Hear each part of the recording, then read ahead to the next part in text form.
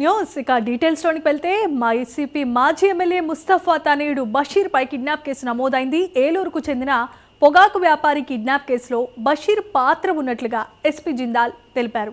నిన్న రాత్రి పొగాకు వ్యాపారస్తుని మాజీ ఎమ్మెల్యే తనయుడితో పాటు 5గురు కలిసి కిడ్నాప్ చేసినట్లుగా నిర్ధారణ అయినట్లు వివరాలు వెల్లడించారు. ఈ మేరకు నిన్న రాత్రి ఈ సంఘటనకు సంబంధించిన విచారణ చేపట్టి 5గురిని అదుపులోనికి తీసుకున్నామని కూడా తెలిపారు. ఇదే అంశానికి సంబంధించి మరిన్ని అప్డేట్స్ అందించడానికి ఎక్స్క్లూజివ్ ఫీల్డ్ రిపోర్ట్లో సిద్ధంగా ఉన్నారు రవికృష్ణ. జమీమా ఏదైతే మాజీ గుంటూరు తూర్పు ఎమ్మెల్యే అయినటువంటి ముస్తఫా ఉన్నారో, ముస్తఫా ఆయన కుమారుడు మీద అయితే మాత్రం కిడ్నాప్ కేసు నమోదైనట్లుగా కూడా తెలుస్తుంది. యాక్చువల్గా కూడా ఈ ముస్తఫా పొగాకు వ్యాపారి గత దశాబ్దాలుగా కూడా పొగాకు వ్యాపారం చేస్తూ ఉన్నాడు.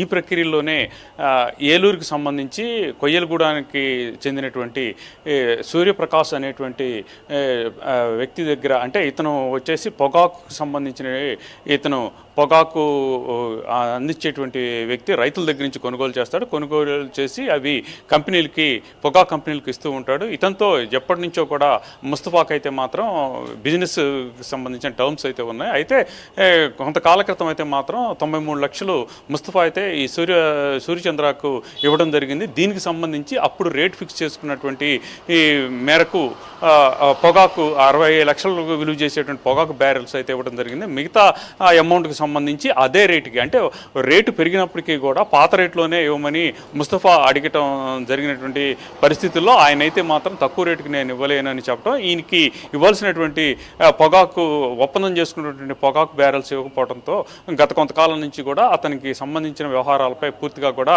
ముస్తఫా ఆయన కుమారుడు అయినటువంటి బషీరు దృష్టి పెట్టడం జరిగింది. ఈ క్రమంలోనే మొన్నైతే మాత్రం అక్కడ నుంచి ఏలూరు నుంచి ఈ పొగాకు బ్యారెల్స్ తీసుకొని గుంటూరులో ఉన్నటువంటి మరొక వ్యాపారికి ఇచ్చేందుకు వస్తున్నటువంటి పరిస్థితుల నేపథ్యంలో ఇది తెలుసుకున్నటువంటి ముస్తఫా కుమారుడు అయినటువంటి బషీరు, అదేవిధంగా కూడా మరికొంతమంది కలిసి అది ఖచ్చితంగా ఏలూరు దాటిన తర్వాత నూజివీడి దగ్గర అయితే మాత్రం ఆ లారీని ట్రేస్ చేశారు. అదేవిధంగా వాళ్ళని అయితే బెదిరించారు. వాళ్ళని 2 కారుల్లో ఎక్కించుకొని కిడ్నాప్ చేసినటువంటి పరిస్థితి అయితే కనపడింది.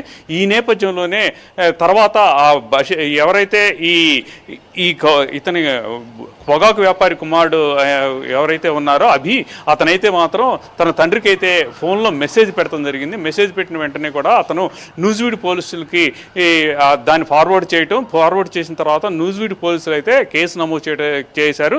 చేసి వెంటనే ఏదైతే ఇక్కడ ఉన్నటువంటి ఈ పెదకాకాని పోలీస్ స్టేషన్ పరిధిలో ఉన్నటువంటి పోలీస్ స్టేషన్కి సమాచారం ఇచ్చారు. సమాచారం ఇచ్చిన వెంటనే పెద్దకాకాని పోలీస్ స్టేషన్ పరిధిలోనే ముస్తఫాకు సంబంధించినటువంటి ఈ పొగాకు బ్యారెల్స్ కంపెనీ ఉన్నటువంటి పరిస్థితుల్లో పోలీసులు అయితే మాత్రం వాళ్ళకి ఎమ్మెల్యేకి ఫోన్ చేయటం, మాజీ ఎమ్మెల్యే అయినటువంటి ముస్తఫాకి ఫోన్ చేయటం, ఇలా కిడ్నాప్ చేసినట్టుగా కూడా ఆరోపణలు వచ్చినాయి. ఖచ్చితంగా కూడా ఇది కిడ్నాప్ కింద నా కేసు నమోదు అవుతుంది, కాబట్టి మీకు ఏమైనా వ్యాపార లావాదేవీలు అంటే చూసుకోవాలి, కానీ కిడ్నాప్ చేయడం సరికాదని చెప్పినటువంటి పరిస్థితుల నేపథ్యంలో తర్వాత అక్కడ వాళ్ళు ట్రేస్ చేసి వాళ్ళని కిడ్నాప్ చేసినటువంటి వ్యక్తులు మొత్తం 5 మందిని కూడా పోలీసులు అయితే అదుపులో తీసుకోవడం జరిగింది. అదుపులో తీసుకున్న తర్వాత ప్రధానంగా కూడా దీంట్లో ముద్దాయిగా ఉన్నటువంటి ముస్తఫా కుమారుడు అయినటువంటి బషీర్ కోసం అయితే పోలీసులు పెద్ద ఎత్తున గాలిస్తున్నటువంటి పరిస్థితి.